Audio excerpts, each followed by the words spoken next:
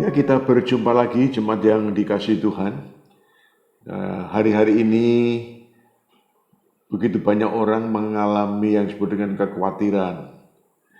Kekhawatiran banyak hal.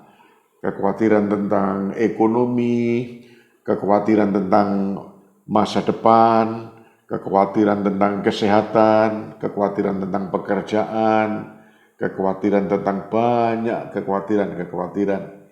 Namun kita bersyukur di tengah-tengah situasi yang memang tidak mudah seperti hari ini, di tengah-tengah maraknya begitu banyak orang mengalami kekhawatiran, kita bersyukur kita punya Tuhan, dan Tuhan yang berjanji menyertai kita, menyertai Anda dalam segala sesuatu.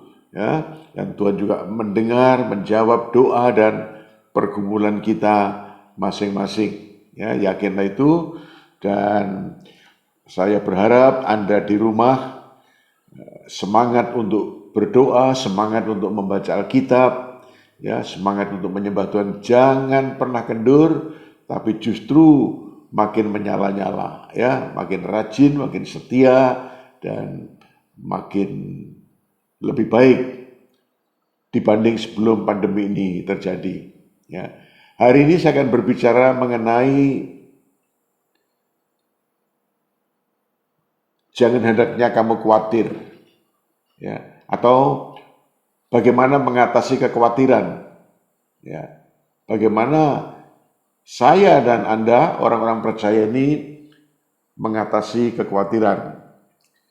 Coba buka Alkitabnya masing-masing dalam surat Paulus kepada jemaat di Filipi pasal 4 ayat 6. Surat Filipi pasal 4 ayat 6.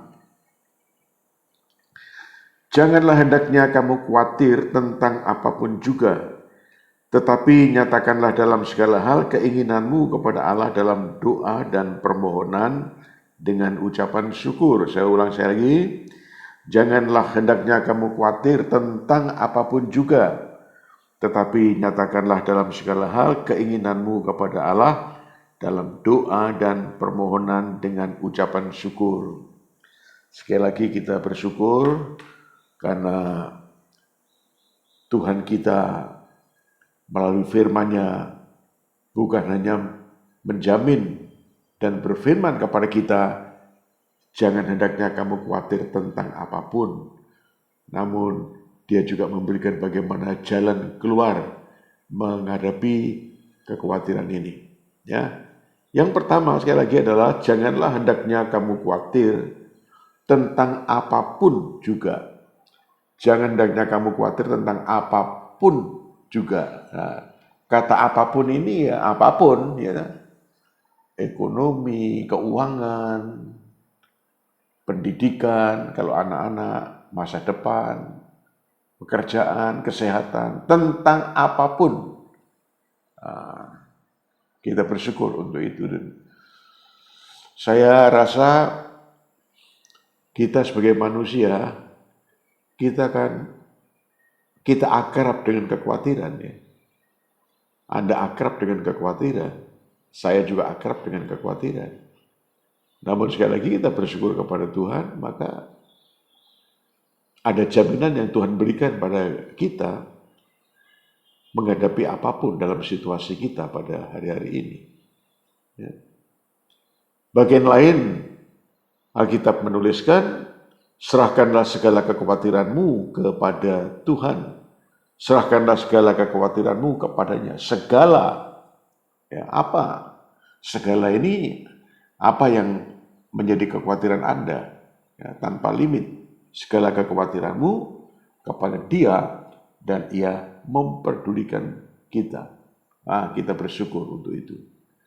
Nah, sebenarnya kalau kita anak-anak Tuhan mengerti kebenaran ini, bahwa yang berfirman adalah Tuhan, yang memberikan jaminan adalah Tuhan, maka seharusnya tidak boleh ada tempat di hati kita bagi kekhawatiran kita.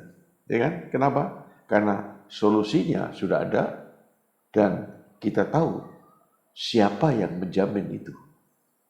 Seperti dalam bagian lain, Rasul Paulus mengatakan, aku tahu kepada siapa aku percaya.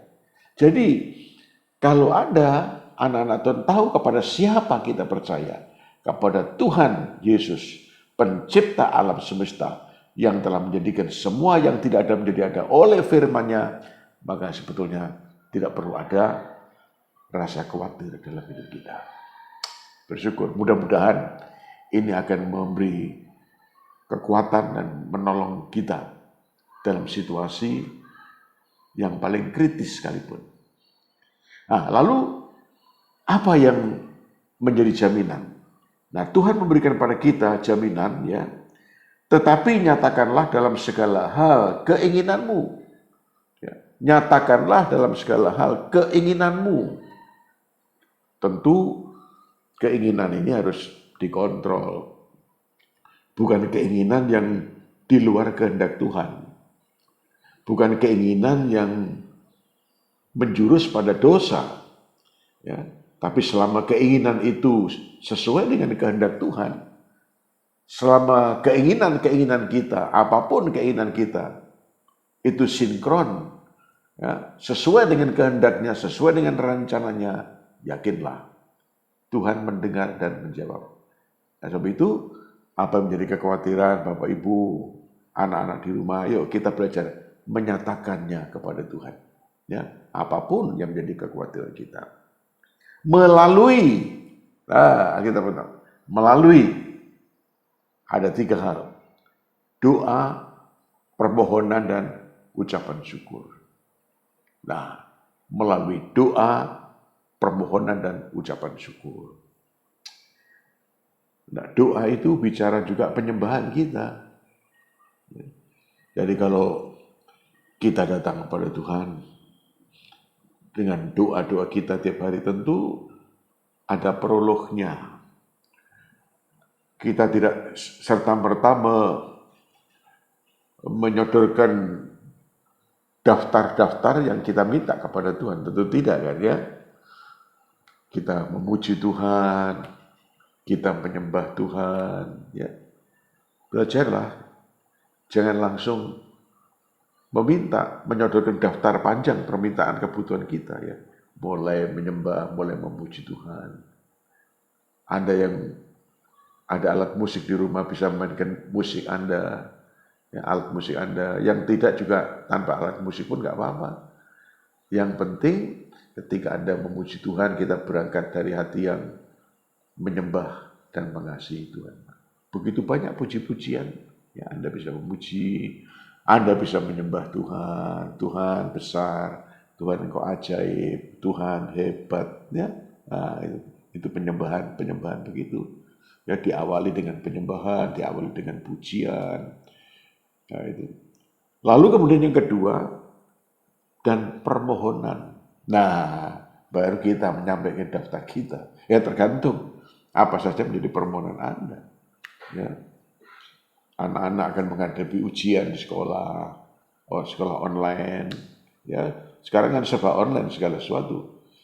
Anak-anak di tingkat playgroup, TK, gitu, SD, SMP, sampai perguruan tinggi, online semua, ya. Dan saya yakin bahwa itu tidak akan pernah mengurangi kualitas pendidikan kita di Indonesia. Memang terpaksa. Malah kita bersyukur sekarang ini jemaat atau anak-anak makin pinter untuk, ya, dengan teknologi ini. Ya. Dulu barangkali ya kita belajar tentang teknologi ini, tapi sekarang kita terpaksa, semua orang terpaksa hari ini mesti belajar komputer, ya, belajar mengoperasikan, belajar banyak hal lah. Ya, kita bersyukur untuk itu dan kita mulai berdoa.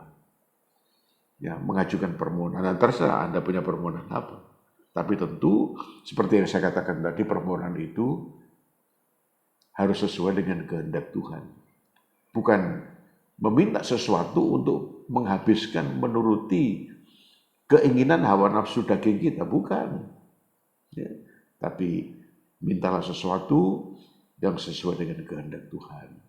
Anak-anak mulai berdoa, Tuhan berikan aku kecerdasan, berikan aku kepandaian, supaya dengan kecerdasan, dengan kepandaian, aku boleh memuliakan Tuhan. Nah, itu. Tuhan berkati bisnisku, usahaku, berkatilah, Sebab dengan usahaku yang Engkau berkati, ya, keuangan maju, aku bisa membantu pekerjaan Tuhan, aku bisa membantu orang lain. Nah, seperti itu kan ya. Ya. Jadi bukan hanya untuk kepentingan diri sendiri memang ya, tapi kita juga belajar untuk memberi perhatian pada orang lain. Tuhan sembuhkan aku ya, supaya ketika aku sembuh aku bisa beraktivitas untuk menjalankan usahaku dan untuk menjalankan juga pelayananku dan seterusnya. Nah inilah ya. Jadi saya kira saya tidak perlu memberikan daftar apa-apa yang sesuai dengan kehendak Tuhan, apa yang tidak sesuai dengan kehendak Tuhan. Ya sebagai orang yang dewasa secara rohani, ya Bapak Ibu, anak-anak juga di rumah tahu, oh ini kehendak Tuhan dan ini bukan. Ya yakinlah, ya dengan permohonan, ya, apa saja yang Anda boleh mohon ya kepada Tuhan, ya, dan yakinlah Tuhan pasti menolong kita. Dan yang terakhir, mengucap syukur. Artinya apa? Artinya ya kita orang minta, dengan iman kita menerima, kita mengucap syukur. Tuhan terima kasih, aku yakin Kau menjawab doaku. Ya, yakinlah itu. Karena Alkitab menulis orang yang menghampiri Tuhan itu harus percaya bahwa Allah itu ada, harus beriman bahwa Allah ada dan Dia akan memberikan sesuatu yang baik kepada orang-orang yang mencari Dia. Yakinlah itu. Nah, sebab itu bagi Anda yang berdoa, memberikan daftar-daftar kepada Bapa di surga, mengucap syukur, Tuhan terima kasih, aku percaya Engkau sudah menjawab, mendengar doaku, aku percaya dengan iman, aku sudah memperoleh apa yang aku minta kepadamu. Terima kasih untuk kebaikanmu. Anda bisa mengarang sendiri, mengucapkan sendiri bagaimana kita bisa mengucap syukur. Mengucap syukur untuk kesembuhan kalian, mengucap syukur untuk doa-doa yang didengar, mengucap syukur untuk ya segala sesuatu, untuk kesehatan yang Tuhan beri pada kita, mengucap syukur. Dan yakinlah ya, dan kita akan mendapatkan itu. Karena Alkitab juga mengajarkan kita sebuah kebenaran, kalau kita berdoa dan seolah-olah kita sudah mendapatkan sesuatu yang kita minta dan doakan, yakinlah bahwa kita pasti akan mendapatkan. Luar biasa ya. Sebab itu Anda di rumah tetap bersemangat, terus berkarya, terus bekerja sesuai dengan pekerjaan masing-masing. Anak-anak terus belajar, yang kuliah juga terus belajar, persiapkan diri dengan baik, jangan pernah kecewa dan jangan pernah menjadi putus asa ya.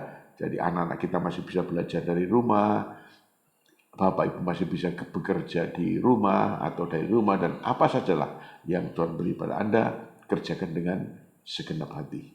Nah, ada satu perumpamaan yang diceritakan, satu perumpamaan yang diceritakan oleh Tuhan Yesus dalam kitab Lukas pasal 18. Nah, Tuhan Yesus mengungkapkan sebuah perumpamaan, ada seorang hakim di sebuah kota. Hakim ini tidak takut pada Tuhan, hakim ini juga tidak pernah takut kepada siapapun, dan hakim ini adalah hakim yang tidak pernah punya sikap kepedulian. Satu kali ada seorang janda, dia datang kepada hakim ini untuk membela perkaranya. Hakim, tolonglah, belalah perkaraku. Satu kali hakim ini nggak pernah menggubris. Kedua kali, janda ini tetap datang, tidak pernah putus asa.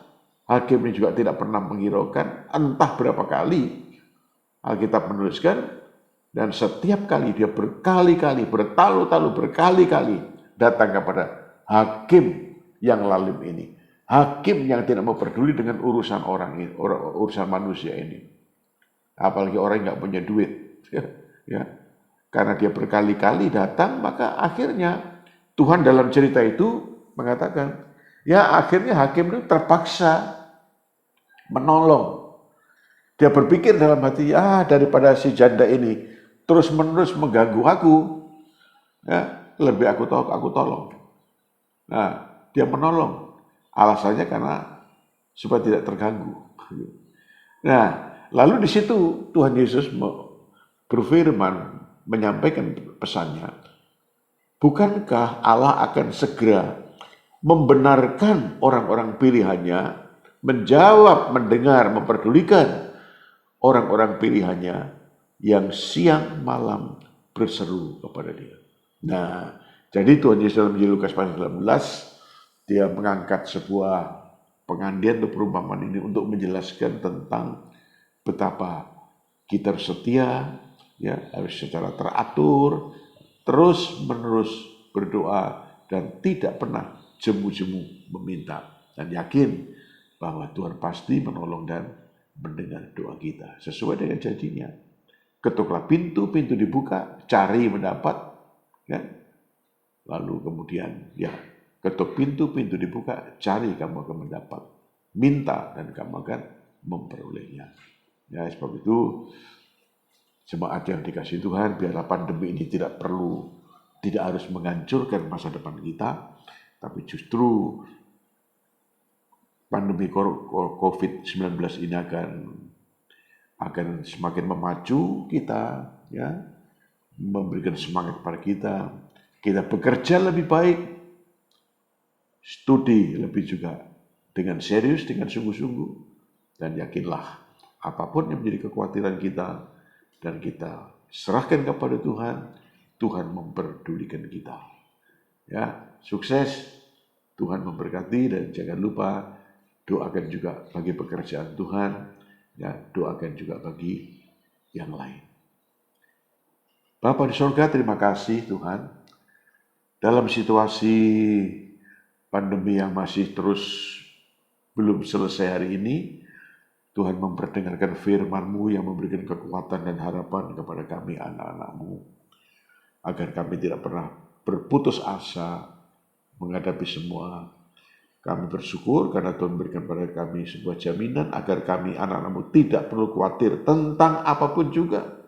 Karena Tuhan memberikan pada kami satu solusi, satu jalan keluar, agar kami menyerahkan segala kekhawatiran kami kepadamu, karena Engkau mempedulikan kami. Terima kasih Tuhan, kami anak-anak-Mu akan menyatakan segala kekhawatiran kami melalui doa, permohonan, dan ucapan syukur. Tuhan, terima kasih, sembuhkan yang sakit, buka jalan dan memberkati usaha dan pekerjaan dari seluruh jemaat, dan kesehatan seluruh jemaat Tuhan menolong. Oh Tuhan, anak-anak yang sekolah juga Tuhan memberikan semangat, memberikan kecerdasan dan kepandaian. Tuhan berkatilah seluruh umat Tuhan, berkatilah gereja-gereja di seluruh dunia, di tengah-tengah negeri dan bangsa ini juga Tuhan memberkati, agar gereja terus bersinar sebagai terang dan garam. Terima kasih, berkati negeri dan bangsa ini Tuhan. Dalam nama Tuhan Yesus. Amin. Ya, Tuhan memberkati.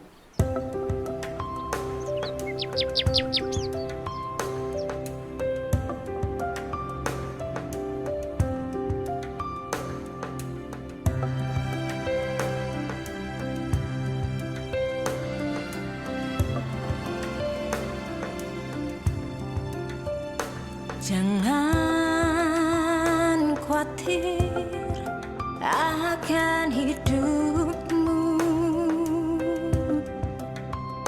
jangan khawatir, Dia akan menolongmu.